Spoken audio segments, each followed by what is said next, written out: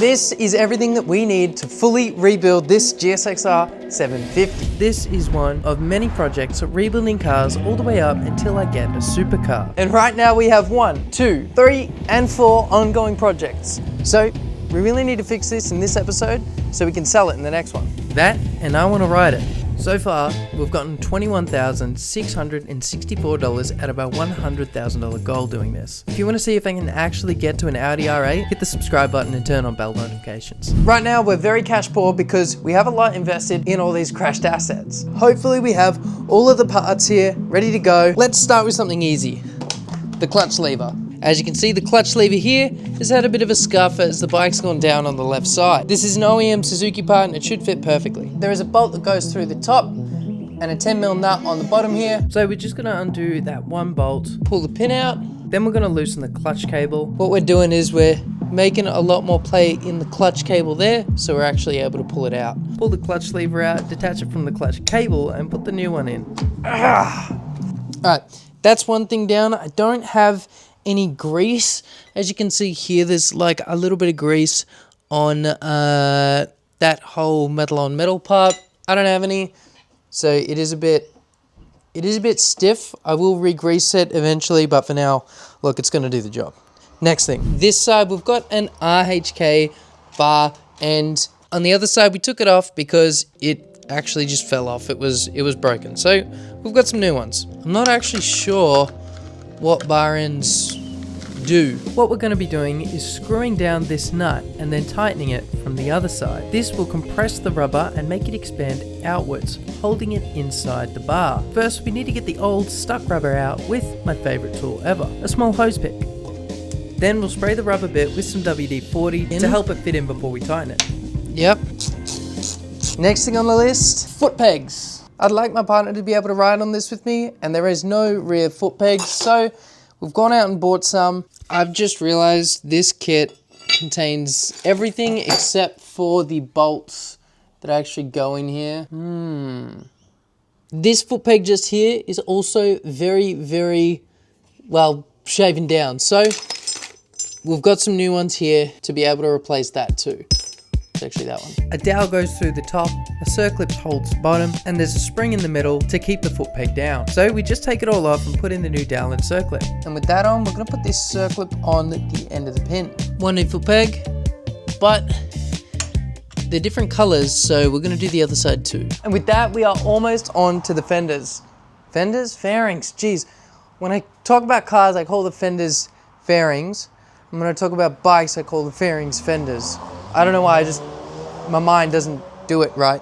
I did go ahead and buy some smoked tail lights for the back end here. However, I'm gonna have to put them on when we do the fairings because I think these screw into the fairings. But the next thing was the check engine light that we're getting on the dashboard. I don't know if we're gonna have enough charge now, but when I turn that on, that FI light comes on and that is a fault code indicator. Now when we found this out, we found out it had to do with this exhaust valve. We pulled out a motor that sits underneath the tank and the cabling that closes and opens this because it was bent and broken. Now we could have just ordered some new cabling. However, instead, I've gone and ordered this. This is something that you buy usually if you replace your whole exhaust where you don't actually have this valve. Now this is a knockoff servo body, and it's essentially going to tell the bike that the motor that controls that valve is working properly without it even being connected, and it should get rid of that FI light. So we're going to pull the tank up and hold it there with the ratchet strap to get access to the plug. Okay, I found it.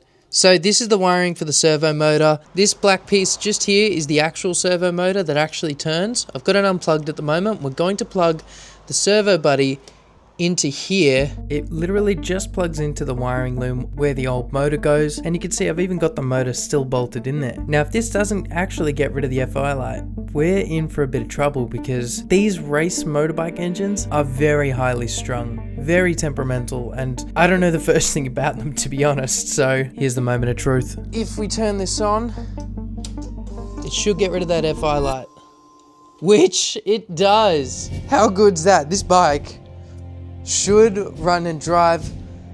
We don't have the fairings on it just yet, but that's taking care of like the majority of the problems on this bike. The rest, really, hopefully should just be a bolt-on and off thing.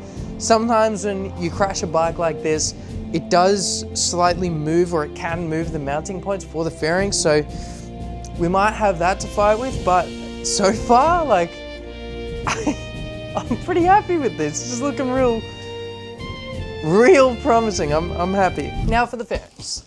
Now, this build is sponsored by 12K Motor. They're a fairing supplier in Australia, and if you're rebuilding a crashed motorbike, you're gonna need to see them. If I were to buy OEM fairings just like this, you're gonna end up spending thousands and thousands more than you have to. 12K Motor offers affordable alternatives to OEM fairings, and you can even get custom ones, which is what we did for this. So let's rip it open and take a look at the new color of this bike. Okay, I'm gonna say it.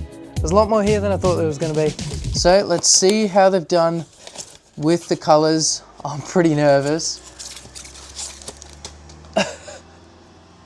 Oh, that's gonna look so good. This is gonna be the new color of the bike. I'm super happy with that. That looks awesome. The only caveat with this is because this is an aluminum tank and not just a cover, we have a tank cover that's actually gonna cover the whole thing on this bike. That's something I can live with. However, if it does bother me, I will take this tank down to a paint shop and get them to color match the fairings so everything's all one color. There really was way more here than I thought there was gonna be, but eventually we got it all unpacked. I'm really happy with the way this looks. Not only do we have a fully custom fairing kit, they also sent all of these plastic pieces that sometimes break, and I was in need. Now, the really big important thing when buying this fairing kit is that I can still pass WOVI, the written off vehicle inspection. A great example of this is I had somebody comment on one of my videos saying that they had bought a bumper from AliExpress, and was that going to be a problem with WOVI? The answer, yeah it is. You're not going to pass with that. It's a big no-no. The receipt that they give you, it's not from an Australian business, so you're not gonna get it passed. This kit from 12K Motor, I have a full invoice from an Australian business, and the bike will pass WOVI just fine with that. So remember that if you're repairing a motorbike, do not import a kit or anything like that. Make sure you buy from 12K Motors. So it's finally time to put these custom fairings on this motorbike and make it one of one. I'm really excited to ride this thing. So first things first, to get this tank cover on, we're gonna have to take the grip on the side of the tanks off, and also the plastic pieces that are double-sided taped onto the aluminum tank. Once we've done that, we can go ahead and chuck the tank cover over and put the two screws back in, securing it in place. That is the tank cover on. Now we have pieces of plastic that cover up the bottom of the tank just here, but because we got sent out these for here and here on the actual tank, what I might do is color match the actual tank and use these that came with it. Next thing is this plastic piece here is broken underneath the tail. I think it's just 1, 2, 3, 4 bolts to take this license plate holder off. We should be able to replace this with the one that come with the fairings. This was pretty easy. It was just the 4 bolts underneath, and then I had to drill a hole in the new piece to accommodate for the light that's in the tail tidy. So I used the S3 for that. And after some quick adjusting, we're looking good. And then I just popped it back on, did up the 4 bolts and moved on to the front fairing. The front fairing just had 2 bolts on either side. I also had to drill out some rivets holding a brake line in before I could then pull it out. Once I got it out, I had to swap over some rubber bushings for the bolts, and then it was just reverse putting it in. And check it out, we're starting to put things on. 1, 2, let's get onto the back. I think this is everything that we need to build up that tail section. I guess we'll just start by taking this brake light, putting it on here, and just seeing where we can go from there. So this all was pretty straightforward. All I had to do was unbolt that brake light and put it into the new unbroken piece. Thankfully our brake light wasn't damaged in the crash, but one of the indicators was. So we have our new smoked indicators instead of clear ones that we had to put on both of the side fairings, which are called them, that go on the tail end, swap over the lock for the rear seat, and then literally just bolt them up to the bike. Now, it's important to take your time with this because the clips on fairings are quite fragile, so if you do pull on something or push on something too hard and it's not sitting the right way, it will just snap, OEM or not. And for the final touch, the rear seat cowling. And there we go. The whole back end is on.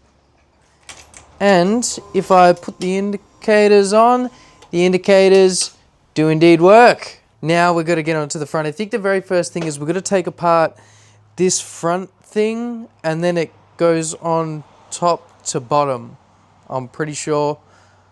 I'm pretty sure. I don't exactly know. Let's also put the seat back on, eh? I've just seen a video where somebody has just taken off these 2 bolts there and the entire front dropped down. So we're gonna try that. First, we're gonna disconnect all the electrical connectors in here, just like that. Now, let's tackle those 2 bolts. So this front headlight assembly was actually quite heavy. And it was definitely a bit awkward to be able to get those bolts out at the same time as holding it. But when we did get it out, we got it onto the grass outside because I didn't want to scratch the new paint when reassembling it. Stripping it down was quite easy. It's just taking out bolts and pulling things apart. But when reassembling everything, it is difficult, and it's very important that you do it slowly because, like I said before, these clips, they're very small and they're very easy to break. So if you put too much force on them, you can just snap them. So it definitely pays to take your time here. Once it was all together, there's only 2 bolts to get it back onto the bike. I'm gonna be honest, that was a little bit more complicated than I thought it was gonna be.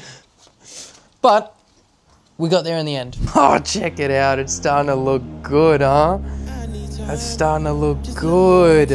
Next, I joined the top and bottom parts of the fairing, and then I had to put on the reflective heat tape to make sure the exhaust doesn't burn the bottom of the fairings once they're on the bike, because it sits right next to it. Then we can literally just bolt up the sides of the fairings and complete this bike. Put the seat back on and the last bits of trim, and check it out.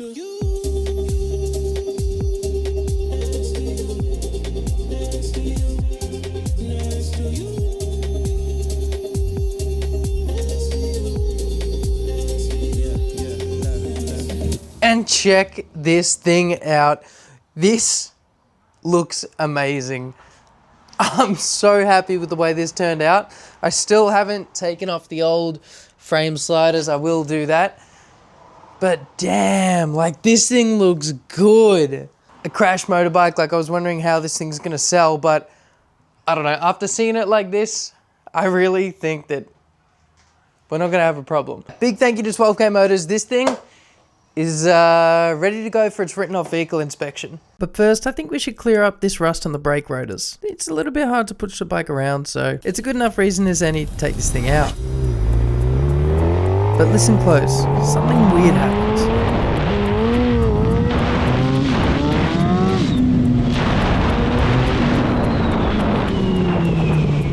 When the bike's on power, it's almost like the clutch is slipping at high RPMs. That's not good. Oh.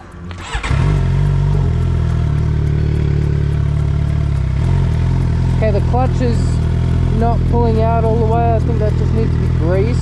But that's not what it was. When I took the original clutch lever off, I forgot to take out this metal pin. You can see when I put the new one in, it's missing the metal pin, which means there's more play in the clutch. The second thing was that I tightened down the bolt so much that the clutch wasn't moving back and forth freely enough. Simple fix. Also, we do still have a little bit of damage. It's just here on this engine cover. I do have a replacement, or we can repair that one. But either way, this is ready to go for its written off vehicle inspection now. I do plan on riding it. I haven't had a motorbike in a while. I do want to register it and I do want to ride it. However, if this was just for the channel, I actually wouldn't register it. I would get it past its inspection and sell it with a roadworthy certificate to somebody else, and then they can register it. The registration cost on this bike I'm not going to include in the price breakdown, only because I don't need to register it. I just want to. And yeah, I'm going to enjoy the bike for a while. Alright guys, that is one of the 4 current projects we've got, hopefully, done. But with that said, thank you very much for watching guys. If you're not already subscribed, please do so, and I will see you in the next one.